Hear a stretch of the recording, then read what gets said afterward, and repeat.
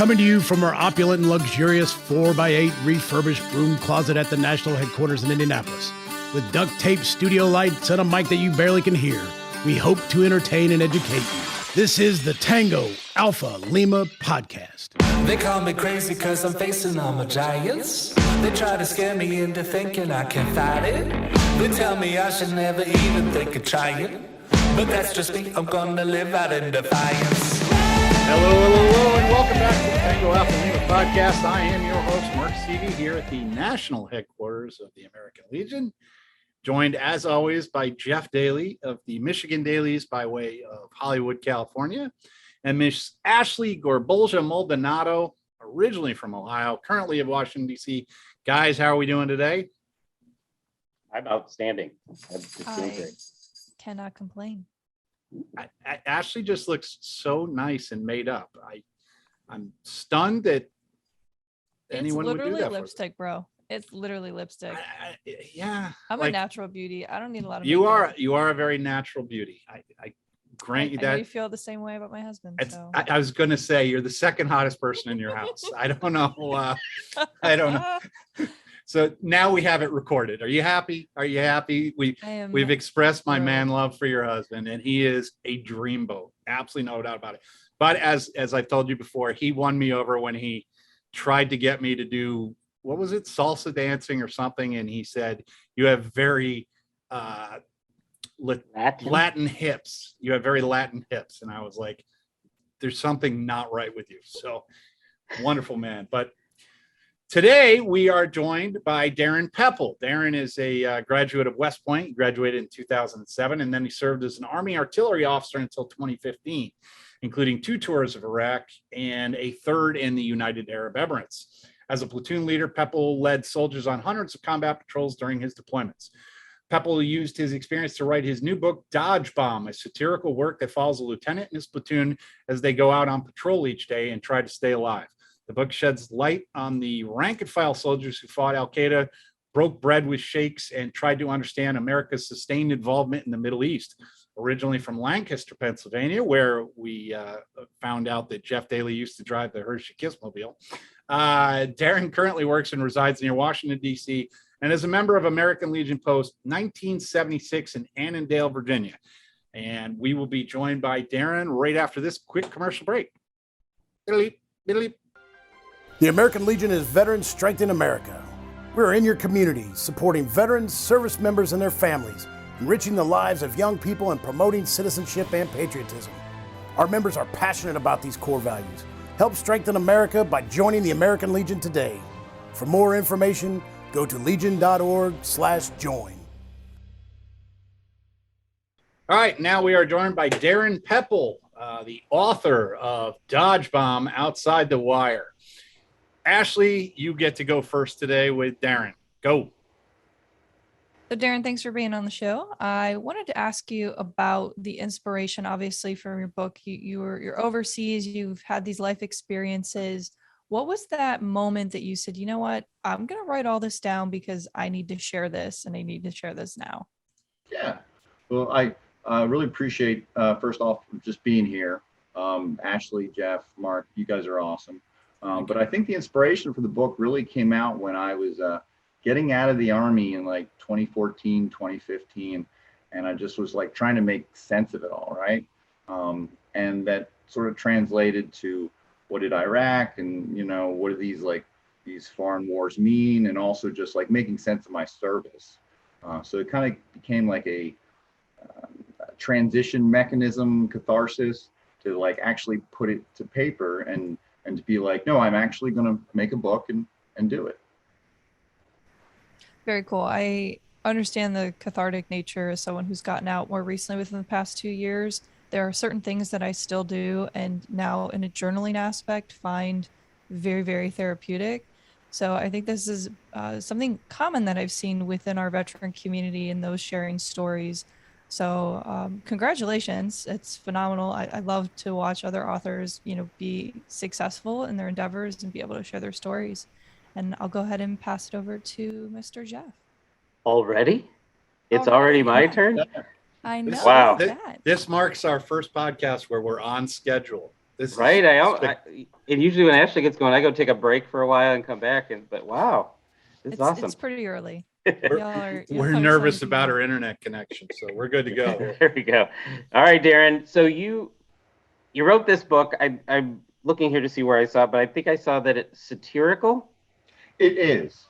So you're Yes, a funny guy. You're a funny guy. So Maybe I just look funny. I don't know, Jeff, but I try.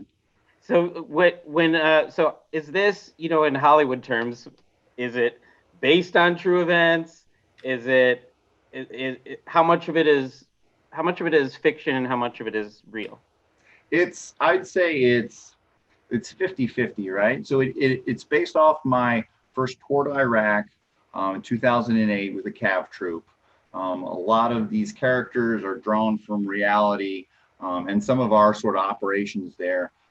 But since it's fiction, I can say things, I can do things that didn't actually really happen. Because as we all know from like being in the military, it's a lot of the stuff we do is just boring, right? Or hey, I was just sitting around for months, and then there was some action, and then we were bored again. So since I make it fictional, I can be satirical. I can poke a few little jokes at Army bureaucracy or culture or whatever. That just really didn't happen. But and it's a safer way to do it, and you can say more things with fiction than you can with truth sometimes. You can also be farther or smarter and funnier and just more insightful than you were in the moment, because you have that luxury of having figuratively turned the page in your life and being in a different chapter in your own journey that you can look back and really look at that. So was it therapeutic, or was it just a creative thing in you that had to come out? Kind of following on Ashley's point, what kind of drove you to put words onto a page? Yeah.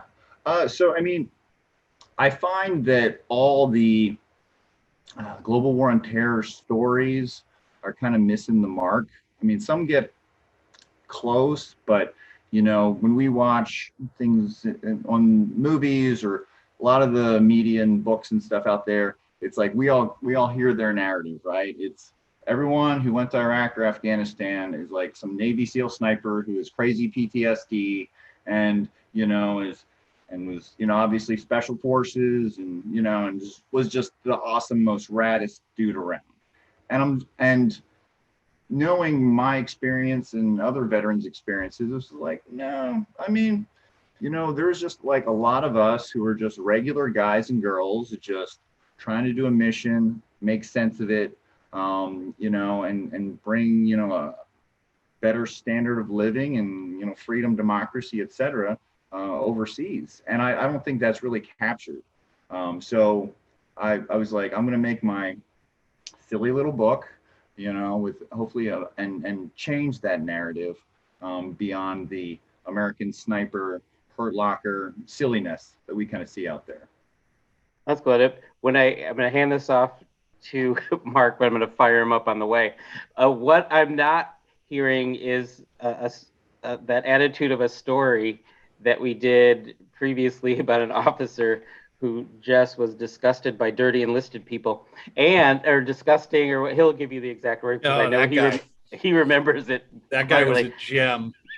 But I was going to pick on you and go, yeah, those other movies and stuff, they're about dirty enlisted people, and you needed to step in as an officer. I needed to confirm that with you guys, be like, oh yeah, like, no, I hope I'm not one of those guys. Nobody is one of those. What was that? I can't. He talked about. He was living in the barracks. Yeah, with all the perverse NCOs. Yeah. Oh, that guy was a gem. I love that guy. Yeah, he was a Navy officer who somehow got housed with the enlisted, and he went on the most epic rant of all time about how they were dirty, perverse, and just he wasn't his wife wasn't safe. Yeah. You can't have them around NCOs. That's just a terrible, terrible idea. I don't know the peasants and prisoners that are exactly. Yeah. You did manage to get me all sidetracked. By the way, Jeff, there's a word for when you think of the right thing to have said. That it's called esprit d'escalier. It means witticism in the elevator. So that's when you should have had a response and then you think of it later. So just want to share that one with you. Darin, I saw that you had like, I was trolling through your Facebook and I saw that you had like Doctrine Man was reading your book, which is, all of us. We had talked beforehand about how you had to put a glossary in the back with all the acronyms and that civilians might not understand it. Who is your target demographic? Are I assume you're talking more to those of us that actually have a concept of what it's like, or were you looking to kind of bring it down to regular civilians? So actually it's both. I'm going to answer your question by saying it's everything, right?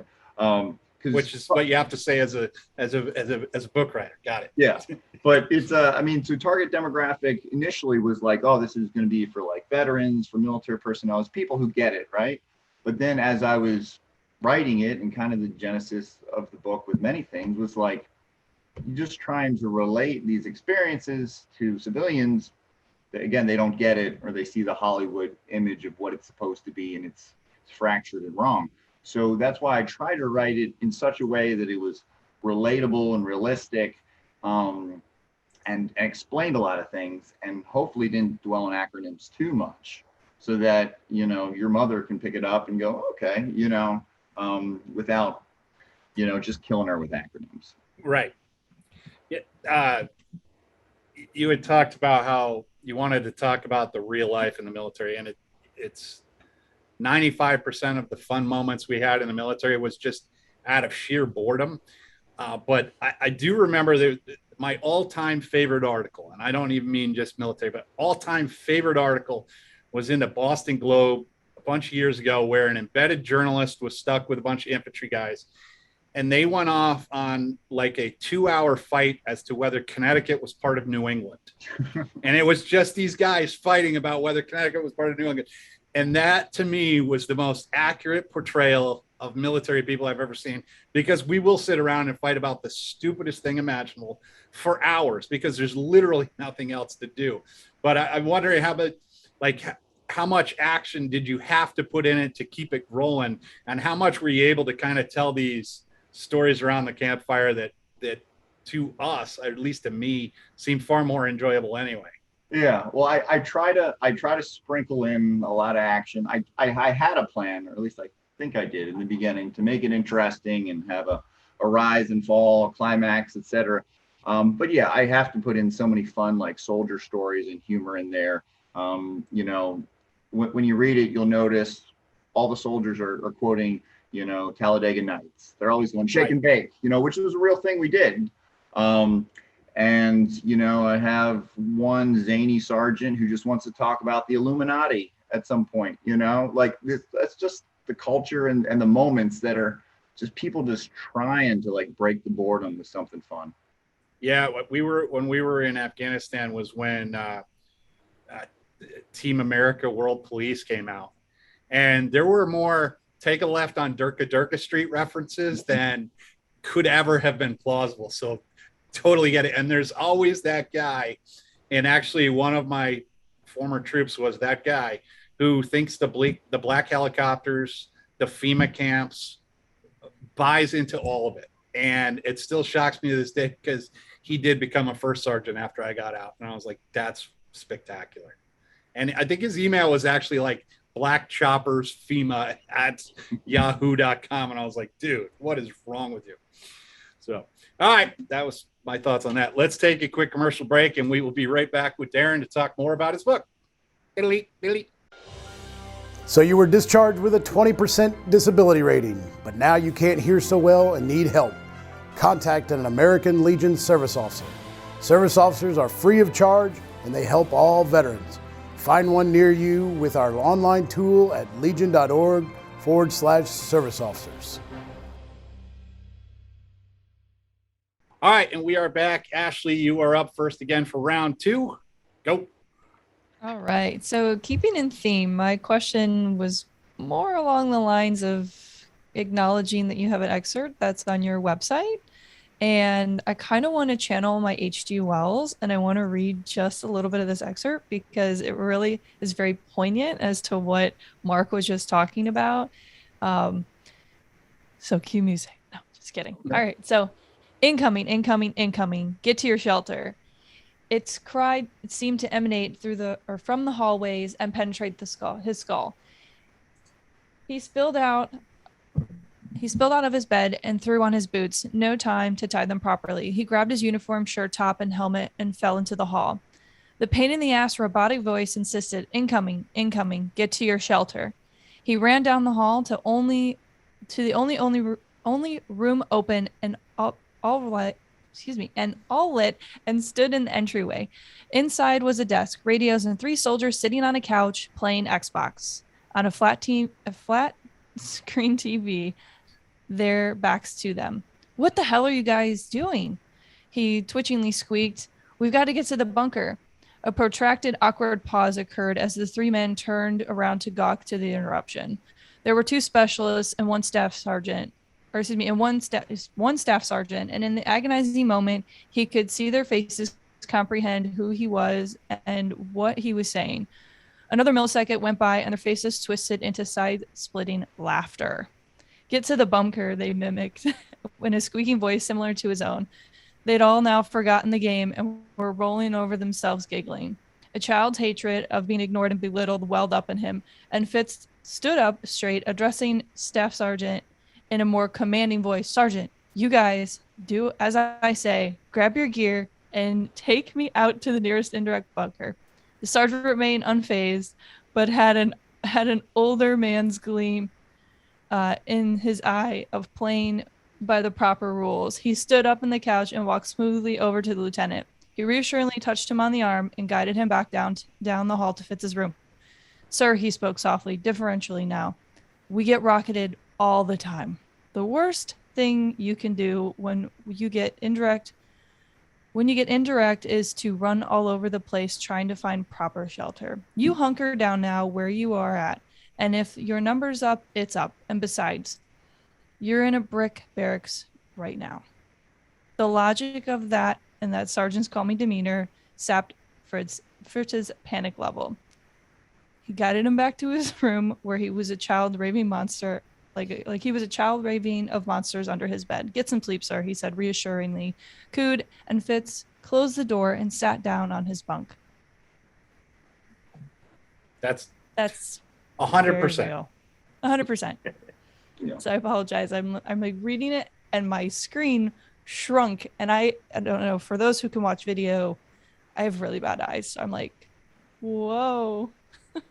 Well, Ashley, So I anyway. appreciate that, and that shows kind of why I'm scared of making an audio book, right? Because it's just still hard to read it well. But I appreciate you doing that excerpt.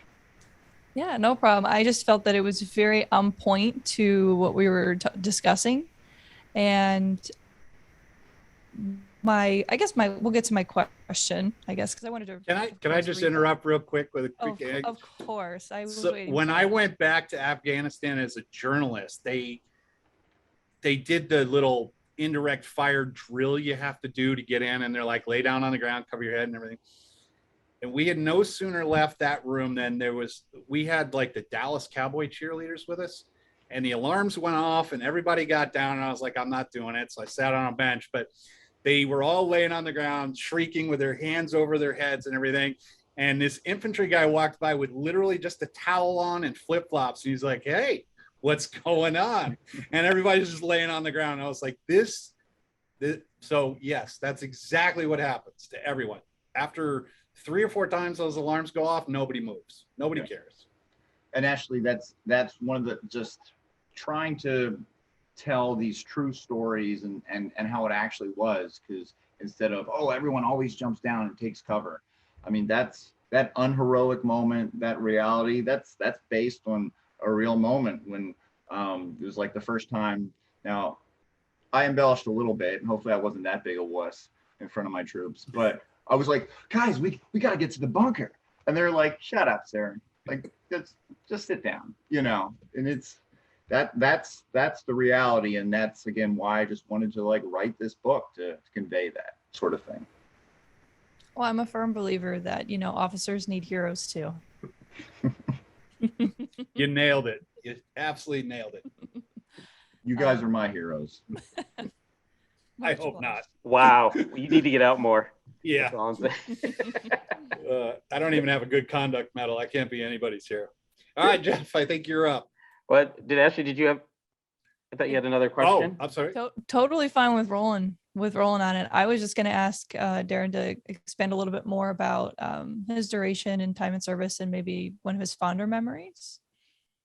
Oh, fonder memories. And so Ashley, I was actually in the Army from 2000 to 2015.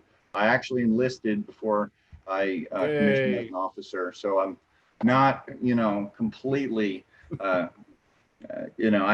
sold out at some point, but I had a little bit of common sense in me.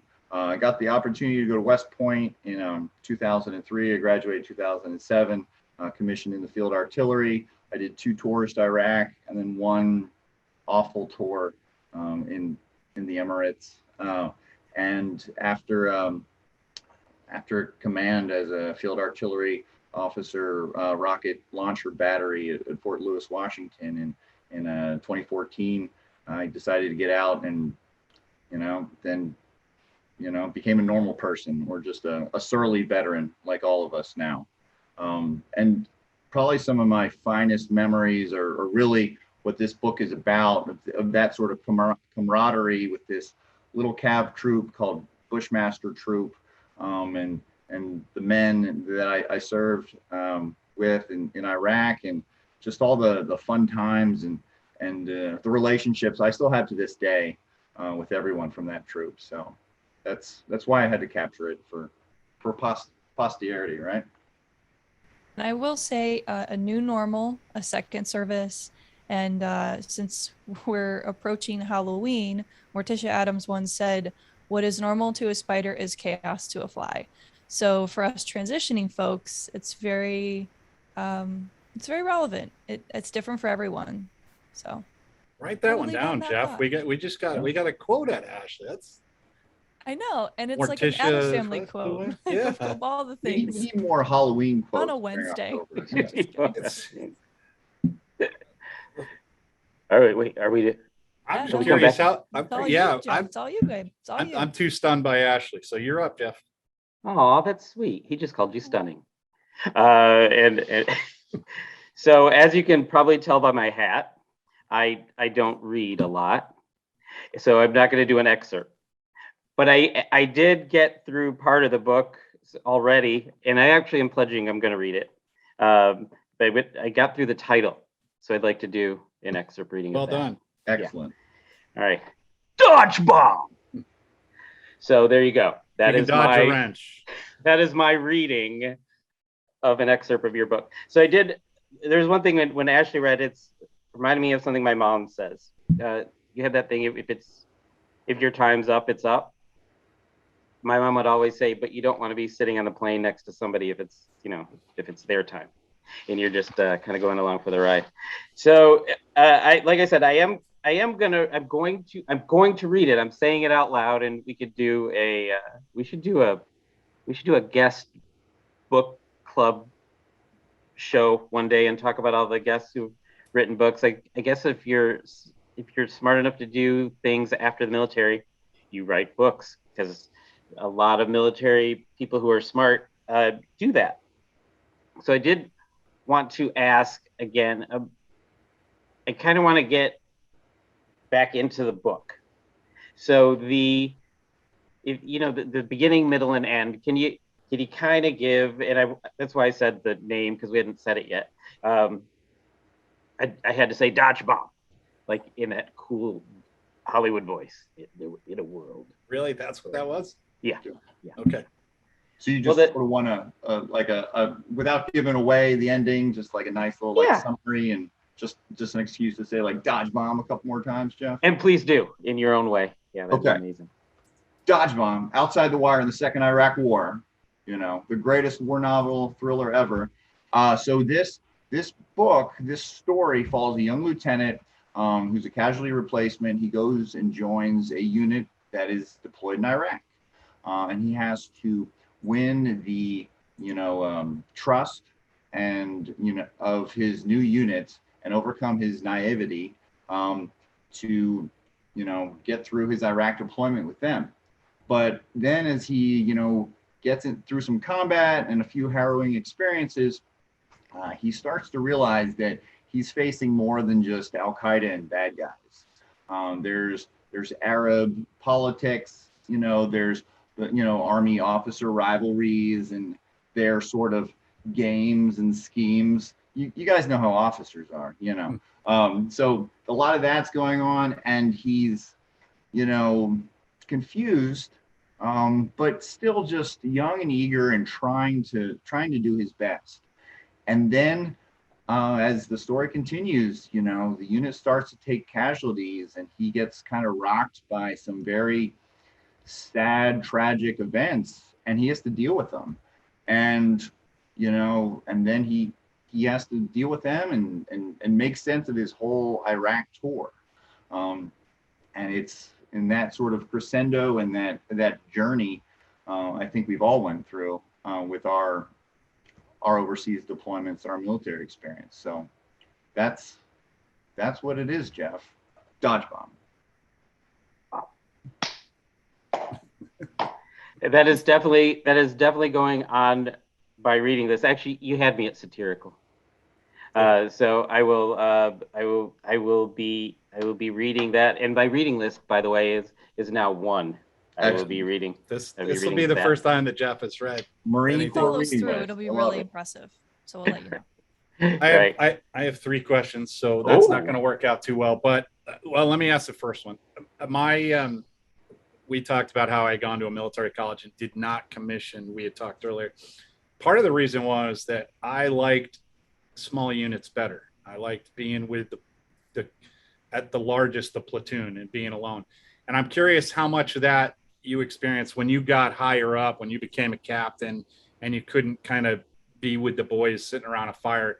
Did that kind of, like, having come from the enlisted side, you know what I'm talking about, where everybody's just sitting around shooting the shit. Did it get, when you kind of moved up, did you get away from that, or was it just something new?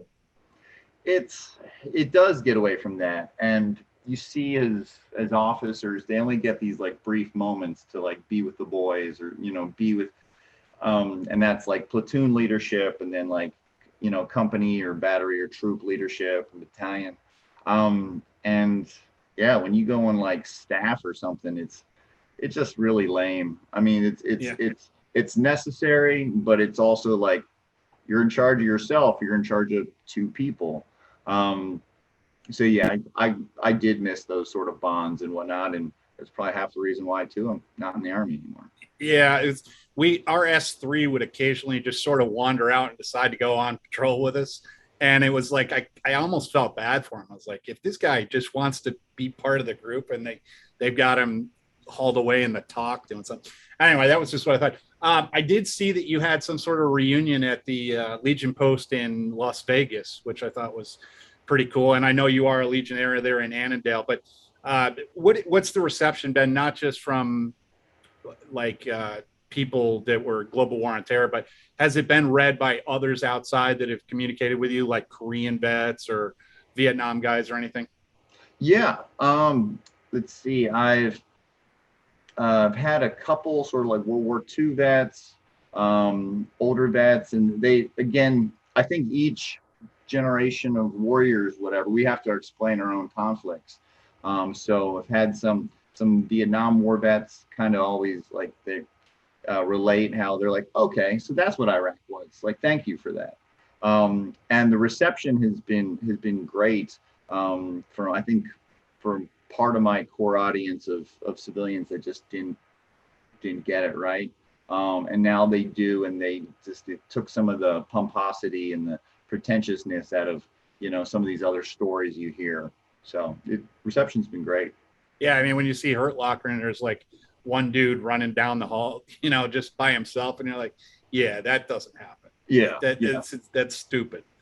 But I don't think people get that, because when you turn on TV, you're getting this little image of just 24/7 heroism, when in reality it's just another dude that's in your bee hut, and you're like, it is what it is. So just in closing, where can people find you? Where can they communicate with you? Where can they buy your book? Yeah, well, thank you, Mark. So Dodgebomb, Outside the Wire. There you go, Jeff. Dodgebomb. Outside the Wire in the Second Iraq War. It's available on Amazon in paperback and ebook. You can also you can find on Facebook. There's a Dodgebomb page. I also have a website, DarinPepple.com, that takes you to all my social media and all these sources. But seriously, the easiest way to find it is on Amazon. Dodgebomb, one word. It'll pop right up. Who, if we get a movie deal here, who's going to play Fitz? We got anybody lined up yet? I need somebody sort of young and sarcastic. Everyone's kind of getting too old for these roles, right? Right. What was the name of the guy from? Letterkenny? Who, Ashley? You? No, not me. I no, the main lead from Letterkenny. He's like one of my favorites. Another Letterkenny reference. It's a Canadian comedy. I thought you were going to go with this Star Wars guy, and I can't think of his name, but no, he's the young guy that ruined Star Wars, or yeah, but he's a former Marine, so that wouldn't work out too well. He'd have to read the script, which Right. you know is a non-starter. Completely not going to happen. Steve Buscemi will play me in my life. Adam Driver. Adam Driver, yeah. Adam Driver. Yeah, Adam Driver's probably getting a little too old. Right. It's not like Brad Pitt, right? Like at some Yeah. point he'll be 70 and still be like in the next war movie. Right. Well, Tom Cruise is still jumping from one building to another. So Jerry you know. Kiso. I don't even Yeah, know who that is. we moved on from Letterkenny. Whatever. All right. What do you think, Darin? Are we gonna see this on the big screen at some point? I think at some point, I mean, with your guys' interest now, Sure. Oh and yeah. influence, it's going to be a national bestseller. Done deal. Movie rights Done deal. Yeah. deal. You should definitely, as soon as you leave, make sure your phone's on. New York Times bestseller list is calling. So I will no be doubt. holding my breath, because I'm sure it'll be instantaneous. Yes, you will. All right, Darin. Well, thank you very much for your time. We appreciate you being here, and we will. Everyone else, we'll be right back after the break. Thanks, Darin. Really appreciate you guys. Thank you. Did you know that you could cut a 5-pointed star in one snip? Betsy Ross did. Learn her secret and many other things you might not know about Old Glory in the American Legion's bookazine, Indivisible, the Story of Our Flag. Available at legion.org/emblem sales. Staying All right, still. Ashley, we have now heard from Darin, and we'll get your reaction first. Well, Darin's an absolute treat. I enjoy folks who are sharing their stories in our community. I think it's so important to normalize our service. And I think he hit the nail on the head when he said that Hollywood sometimes exaggerates and kind of looks at the extremes of service. So to have a story that's out there that just, again, has the normalcy of service and the shenanigans and just having the sarcastic wit about us, it's a great representation, and I appreciated having him on. Jeff? I enjoyed the show. It, as you can tell, if I'm volunteering to read something, I must have really had something to take away. And I agree with Ashley that it's good to see the other stories, the in between stuff. Yeah. And although I am going to stand up for Hollywood, nobody, just like watching a cop show, nobody wants to see the cop sitting there in his car for hours and hours again. Nobody wants to see the doctor looking over paperwork, researching things on the computer. That's kind of the way it is with Hollywood. And I think he's doing it a different way. And I could actually, from what we talked about, see this becoming Hollywood. But you have to fill in the blanks still with the funny stories and the things that go on between the gunfire, right? Yeah. So it's So that has me intrigued, and I will be reading it for sure. Yeah, this will, and I will read. I kept thinking about David Bellavia's book. Now he got the Medal of Honor, so a lot of his book is about that. But the parts that really interest me in David's book were literally just troops sitting around talking about things. And those are the parts that I really enjoy, because that's kind of the thing that resonates with me. You know, Hollywood, everybody's like he said, everybody's a sniper, everybody's a SEAL, everything else. I actually kind of want to hear about just the random guys that could have served in my unit, you know, that didn't necessarily. Yeah, I'm all in on the book. I'm very eager to read it on my vacation next week. So I'm very excited about it. So, but we will, of course, still have a show next week. So don't worry about that. But that's it for today.